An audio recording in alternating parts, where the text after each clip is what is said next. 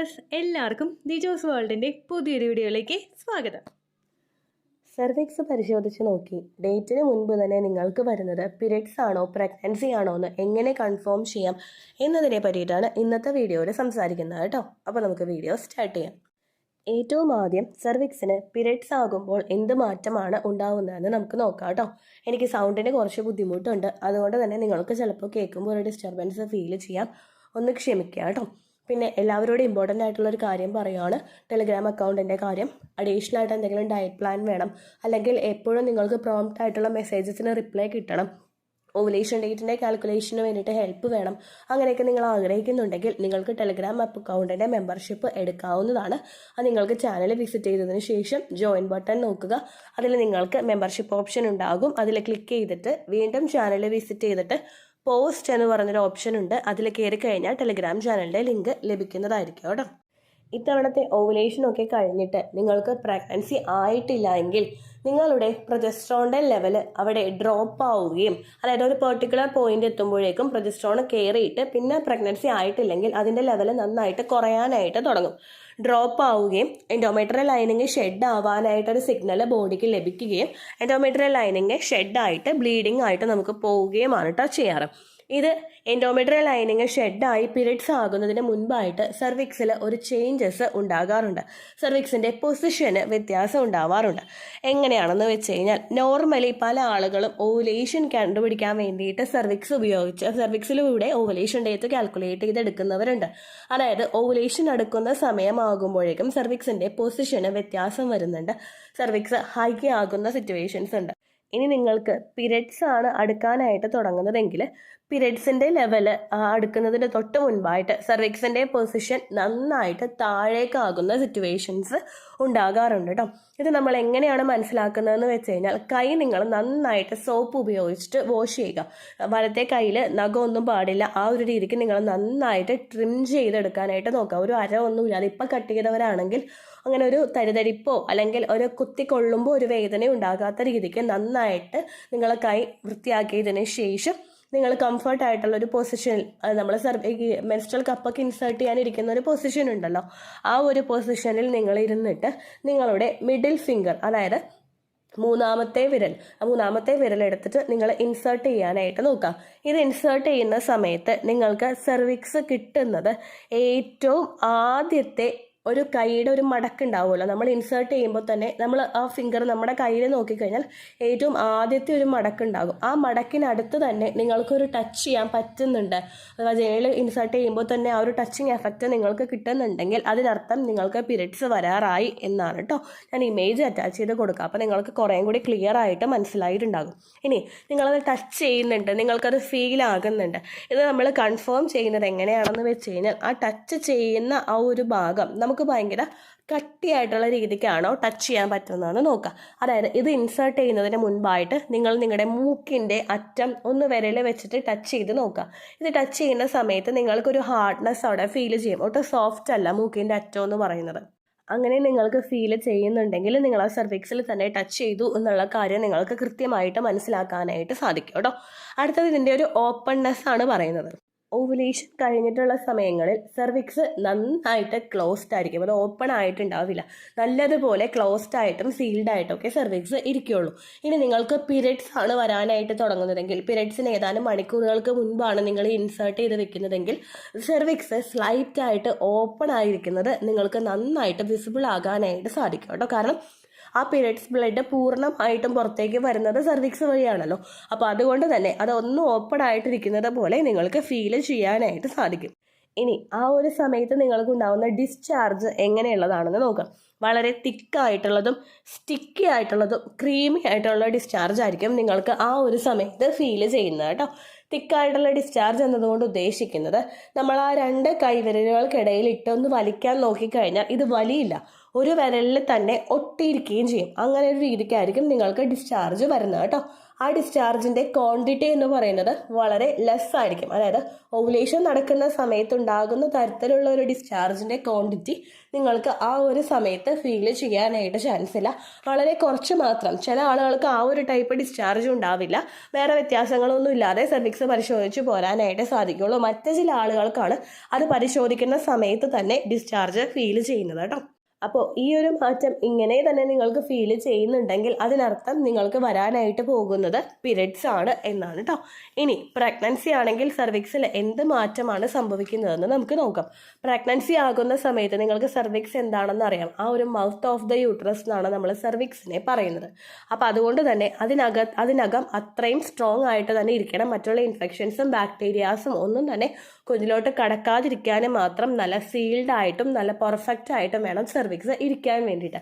അപ്പോൾ നിങ്ങൾക്ക് ഓവുലേഷൻ കഴിഞ്ഞിട്ടുണ്ട് എങ്കിലും ഓവുലേഷൻ കഴിഞ്ഞിട്ട് ആ ഒരു പ്രോസസ്സ് നടക്കുന്ന സമയം മുതൽ തന്നെ, അതായത് ഓവുലേഷൻ നടക്കുന്ന സമയത്ത് നിങ്ങളുടെ ശരീരത്തിൽ സ്പേം എത്തിയിട്ടുണ്ട്, കറക്റ്റ് സമയത്ത് തന്നെ ബീജസങ്കലനം നടന്നു ഓവുലേഷന്, അങ്ങനെയാണെങ്കിൽ ഒരു 30 മിനിറ്റ്സിനകം തന്നെ ഓവുലേഷൻ നടന്നു കഴിഞ്ഞ് കഴിഞ്ഞാൽ സ്പേം സെൽസ് ശരീരത്തിനകത്തുണ്ടെങ്കിൽ വെറും 30 മിനിറ്റിനകത്ത് തന്നെ നിങ്ങൾക്ക് ഫെർട്ടിലൈസേഷൻ നടക്കും. ഫെർട്ടിലൈസേഷൻ എന്നതുകൊണ്ട് ഉദ്ദേശിക്കുന്നത് ബീജസങ്കലനം.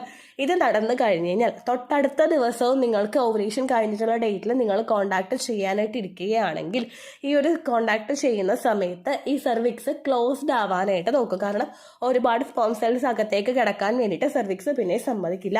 ക്ലോസ്ഡ് ആവാനായിട്ടുള്ള ചാൻസസ് അവിടെ കൂടുതലാണ്. അപ്പോൾ നിങ്ങൾ ഇന്നിപ്പോൾ ഓവുലേഷന് വേണ്ടിയിട്ട് നിങ്ങൾ കോണ്ടാക്ട് ചെയ്ത് ഇന്ന് നിങ്ങൾ പ്രഗ്നൻ്റ് ആണെങ്കിൽ തൊട്ടടുത്ത ദിവസം മുതൽക്ക് തന്നെ നിങ്ങൾക്ക് ഈ ക്ലോസ്ഡ് ആയിട്ടുള്ള സെർവിക്സിനെ തിരിച്ചറിയാനായിട്ട് സാധിക്കും. ഞാൻ ആ പറഞ്ഞതുകൊണ്ട് ഉദ്ദേശിക്കുന്നത് തൊട്ടടുത്ത ദിവസം തന്നെ നിങ്ങളിത് പരിശോധിച്ച് നോക്കണം എന്നല്ല.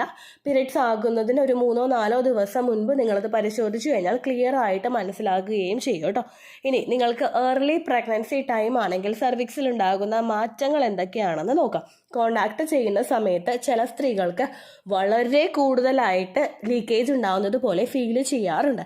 നോർമലി ഞാൻ പറഞ്ഞതുപോലെ തന്നെ സെർവിക്സ് ക്ലോസ്ഡ് ആവുകയും അകത്തേക്ക് ഒരുപാട് സെൽസ് കടക്കാതിരിക്കാൻ വേണ്ടിയിട്ട് സെർവിക്സ് നന്നായിട്ട് സീൽഡ് ആയിട്ടിരിക്കുകയും ചെയ്യുന്നു. അപ്പോൾ അതുകൊണ്ട് തന്നെ ലീക്കേജ് ഉണ്ടാകുന്നതിൻ്റെ ക്വാണ്ടിറ്റി വളരെയധികം കൂടുതലാണ്. ചിലത് ലീക്കേജ് ആയിട്ട് പുറത്തേക്ക് പോവുകയും ചിലത് വജൈനയുടെ അകത്ത് വെച്ചിട്ട് തന്നെ നശിച്ചു പോവുകയും ചെയ്യുന്ന സിറ്റുവേഷൻസ് ഉണ്ട് കേട്ടോ. അടുത്തത് ഇതിൻ്റെ ടെക്സ്ചറിൽ ഉണ്ടാകുന്ന വ്യത്യാസം. ഇത് നമുക്ക് എങ്ങനെയാണ് ഫീൽ ചെയ്യുന്നത് എന്ന് ചോദിച്ചു കഴിഞ്ഞാൽ വളരെ സോഫ്റ്റ് ആയിരിക്കും.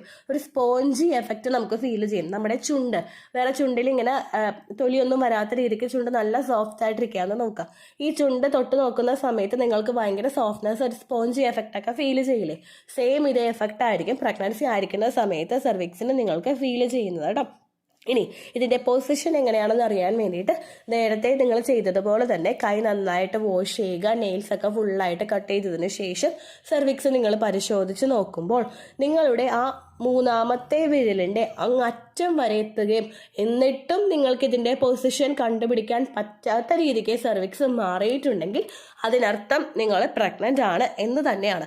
ചില സ്ത്രീകൾക്ക് മൂന്നാമത്തെ വിരലിൻ്റെ അറ്റത്ത് വന്നിട്ട് അത് നിൽക്കുകയും ചെയ്യും. മറ്റ് ചില സ്ത്രീകൾക്ക് എന്ന് പറയുന്നത് ഭയങ്കര ഹൈ ആയിട്ട് സെർവിക്സ് നിൽക്കുമ്പോൾ നമുക്ക് ഫിംഗർ ഉപയോഗിച്ചിട്ട് അത് കണ്ടുപിടിക്കാനായിട്ട് പറ്റേയില്ല കേട്ടോ. ആ ഒരു പൊസിഷനിലായിരിക്കും നിങ്ങൾക്ക് ഉണ്ടാകുന്നത്. അങ്ങനെ നിങ്ങൾക്കിത് തിരിച്ചറിയാൻ സാധിക്കുന്നില്ലെങ്കിൽ പിന്നെയും ഫിംഗർ ഇട്ട് നിങ്ങൾ കണ്ടുപിടിക്കാനായിട്ട് നോക്കണ്ട. തിരിച്ചറിയാൻ പറ്റുന്നില്ല എന്നുള്ളൊരു ഫാക്ട് മനസ്സിലാക്കിയിട്ട് നിങ്ങൾ പിന്നെ ഒരു പ്രവൃത്തി ചെയ്യാതിരിക്കാനായിട്ട് നോക്കണം കേട്ടോ.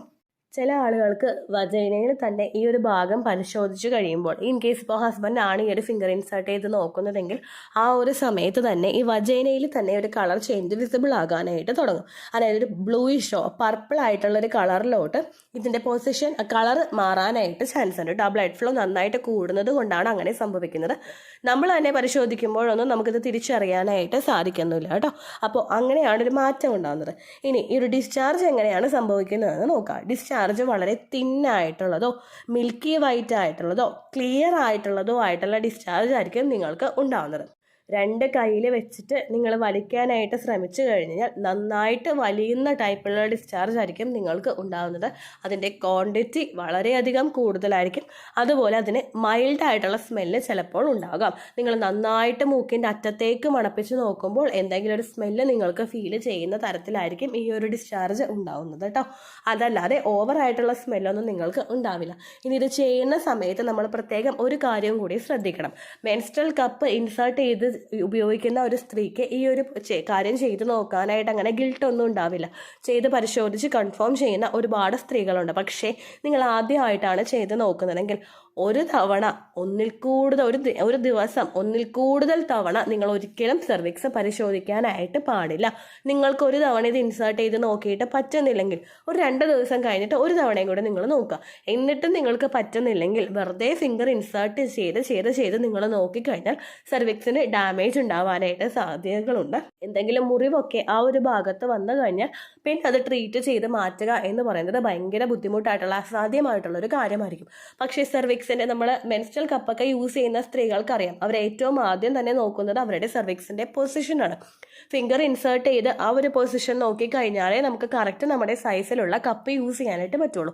അങ്ങനെ ഒരു കോൺഫിഡൻസ് ഉണ്ട്, അല്ലെങ്കിൽ അങ്ങനെ സെർവിക്സ് പരിശോധിച്ചിട്ടുള്ള സ്ത്രീയാണ് നിങ്ങളെങ്കിൽ നിങ്ങൾക്ക് വേണ്ടി മാത്രമുള്ളതാണ് ഈ ഒരു വീഡിയോ. അല്ലാതെ എപ്പോഴും നെർവസ് ആണ്, ചെയ്ത് നോക്കാൻ പേടിയാണ്, ചെയ്ത് നോക്കിക്കഴിഞ്ഞാൽ എന്താകും എന്നറിയോ അങ്ങനെയൊക്കെ ചിന്തിക്കുന്ന ആളുകൾക്ക് ചെയ്ത് നോക്കിക്കഴിഞ്ഞ് കഴിഞ്ഞാൽ കൃത്യം കിട്ടുമോ, ഇനി അത് തന്നെയാണോ സെർവിക്സ്, ഇത് തന്നെയാണോ സെർവിക്സ്, അങ്ങനെയുള്ള കൺഫ്യൂഷനിൽ നിൽക്കുന്ന സ്ത്രീകൾക്ക് ഇത് ചെയ്യാനായിട്ട് പാടില്ല. നിങ്ങൾക്ക് കറക്റ്റ് പൊസിഷൻ കിട്ടില്ല, നിങ്ങൾക്ക് മുറിവുകൾ ഉണ്ടാകാനായിട്ടൊക്കെ ചാൻസ് ഉണ്ട് കേട്ടോ. ആ കാര്യം കൂടി മനസ്സിലാക്കിയതിന് ശേഷം മാത്രം ചെയ്യുക. ചെയ്യുമ്പോൾ പ്രത്യേകം ശ്രദ്ധിക്കണം. നന്നായിട്ട് ക്ലീൻഡായിട്ട് മാത്രമേ ചെയ്യാനായിട്ട് പാടുള്ളൂ. കയ്യിലൂടെ എന്തെങ്കിലും അണുക്കൾ ശരീരത്തിനകത്തേക്ക് പ്രവേശിച്ചു കഴിഞ്ഞാൽ അത് കുഞ്ഞിലോട്ട് എത്താൻ വേണ്ടിയിട്ടുള്ള ചാൻസസ് ഭയങ്കര കൂടുതലാണ് എന്നുള്ള കാര്യം കൂടി മനസ്സിലാക്കിയതിന് ശേഷം മാത്രമേ ഈ ഒരു പ്രവർത്തിക്ക് വേണ്ടിയിട്ട് നിങ്ങൾ ഇറങ്ങാനായിട്ട് പാടുള്ളൂ കേട്ടോ. ഇത്രയേ ഉള്ളൂ വീഡിയോ. യൂസ്ഫുൾ ആയി കാണുമെന്ന് വിശ്വസിക്കുന്നു. യൂസ്ഫുൾ ആവുന്നുണ്ടെങ്കിൽ ലൈക്ക് ചെയ്യുക, ഫ്രണ്ട്സിനൊക്കെ ഷെയർ ചെയ്ത് കൊടുക്കുക കേട്ടോ. എന്തെങ്കിലും സംശയം ഉണ്ടെങ്കിൽ നിങ്ങൾ കമൻസിൽ ചോദിക്കുക. പണ്ടത്തെ വീഡിയോയ്ക്ക് കമൻസ് ഇടുന്നവർക്ക് റിപ്ലൈ ലഭിക്കുന്നില്ലെങ്കിൽ ലേറ്റസ്റ്റ് ആയിട്ട് ഞാൻ ഏത് വീഡിയോ ആണോ അപ്ലോഡ് ചെയ്യുന്നത് അതിന് താഴെ കമൻറ്റ് ഒന്ന് കോപ്പി പേസ്റ്റ് ചെയ്യാനായിട്ട് ശ്രദ്ധിക്കുക കേട്ടോ. അതുപോലെ ഓവുലേഷൻ ഡേറ്റ് കാൽക്കുലേറ്റ് ചെയ്ത് തരാനായിട്ട് റിക്വസ്റ്റ് ചെയ്യുന്ന ആളുകൾ എത്രയാണോ സൈക്കിൾ ലെങ്ത് അത് മെൻഷൻ ചെയ്യാനായിട്ട് ശ്രദ്ധിക്കുക. സൈക്കിൾ ലെങ്ത് എന്നതുകൊണ്ട് ഉദ്ദേശിച്ചത് ഓരോ മാസവും എത്ര ദിവസം കൂടുമ്പോഴാണോ ബ്ലീഡിങ് വരുന്നത് അതാണ് സൈക്കിൾ ലെങ്ത്. കഴിഞ്ഞ മാസം ഒരു 8-ാം തീയതിയാണ് ബ്ലീഡിങ് ആയതെങ്കിൽ ഈ മാസം 6-ാം തീയതിയാണ് ബ്ലീഡിങ് ആയതെങ്കിൽ കഴിഞ്ഞ മാസം 8-ാം തീയതി മുതൽ ഈ മാസം 6-ാം തീയതി വരെ എത്ര ദിവസമുണ്ടോ അത് കാലണ്ടറിൽ എണ്ണി തിട്ടപ്പെടുന്നതാണ് നിങ്ങളുടെ സൈക്കിൾ ലെങ്ത്. സൈക്കിൾ ലെങ്ത് നമ്മൾ കൃത്യമായിട്ട് കാൽക്കുലേറ്റ് ചെയ്യുകയാണെങ്കിൽ ഓവുലേഷൻ ഡേറ്റ് എളുപ്പത്തിൽ കണ്ടുപിടിക്കാൻ വേണ്ടിയിട്ട് ഒരുപാട് ആപ്ലിക്കേഷൻസും ഒരുപാട് ഓൺലൈൻ ആയിട്ടുള്ള വെബ്സൈറ്റുകളും ഇന്ന് നമുക്ക് അവൈലബിൾ ആണ്. പ്ലേ സ്റ്റോറിൽ പോയിട്ട് ഓൺലൈൻ ഓവുലേഷൻ ട്രാക്കർ എന്ന് ടൈപ്പ് ചെയ്ത് കഴിഞ്ഞാൽ നിങ്ങൾക്ക് അതുമായിട്ട് ബന്ധപ്പെട്ടിട്ടുള്ള ആപ്ലിക്കേഷൻസ് കിട്ടും. അത് പറ്റുന്നില്ല എങ്കിൽ ഗൂഗിളിൽ പോയിട്ട് ഓൺലൈൻ ഓവുലേഷൻ കാൽക്കുലേറ്റർ എന്ന് ടൈപ്പ് ചെയ്ത് കഴിഞ്ഞാൽ അതുമായിട്ട് ബന്ധപ്പെട്ടിട്ടുള്ള വെബ്സൈറ്റുകൾ നിങ്ങൾക്ക് കിട്ടും. അതിൽ നിങ്ങളുടെ ലാസ്റ്റ് മന്തിലെ മെൻസ്ട്രേഷൻ്റെ ഡേറ്റും ഒപ്പം ഞാൻ ഈ പറഞ്ഞ രീതിക്ക് നിങ്ങൾ കാൽക്കുലേറ്റ് ചെയ്യുന്ന സൈക്കിൾ ലെങ്ത്തും എൻ്റർ ചെയ്ത് കൊടുക്കുകയാണെങ്കിൽ നിങ്ങൾക്ക് കൃത്യമായിട്ട് ഓവുലേഷൻ ഡേറ്റ് കണ്ടുപിടിക്കാനായിട്ട് സാധിക്കും. ഫെർട്ടൈൽ ടൈം പീരീഡും നിങ്ങൾക്ക് കിട്ടും. അതായത് എത്ര ദിവസം മുതൽ കോൺടാക്ട് ചെയ്ത് തുടങ്ങിക്കഴിഞ്ഞാൽ നിങ്ങൾ പ്രഗ്നൻ്റ് ആകും എന്നുള്ളൊരു ഡേറ്റും നിങ്ങൾക്ക് പ്രോപ്പറായിട്ട് കിട്ടും കേട്ടോ. ഇത് കാൽക്കുലേറ്റ് ചെയ്യുന്ന സമയത്ത് സൈക്കിൾ ലെങ്ത് കാൽക്കുലേറ്റ് ചെയ്യുന്ന സമയത്ത് നിങ്ങളുടെ ആ ഒരു കലണ്ടറിൽ നോക്കി തന്നെ നിങ്ങൾ കാൽക്കുലേറ്റ് ചെയ്യുക. പല മാസങ്ങളിലും 30-31 ദിവസമുണ്ട്, അതുകൊണ്ടാണ് അങ്ങനെ പറഞ്ഞത്. ഒപ്പം നിങ്ങൾക്ക് ബ്ലീഡിങ് തുടങ്ങിയ ദിവസത്തിന് വേണം നിങ്ങൾ ഡേ 1 ആയിട്ട് എടുക്കാൻ വേണ്ടിയിട്ട്. സ്പോട്ടിങ് തുടങ്ങിയ ദിവസത്തിനെ, അതായത് ചെറുതായിട്ട് ഡിസ്ചാർജ് പോയി തുടങ്ങിയ ദിവസത്തിനെ നിങ്ങൾ കൺസിഡർ ചെയ്യേണ്ട ആവശ്യം ഇല്ല കേട്ടോ.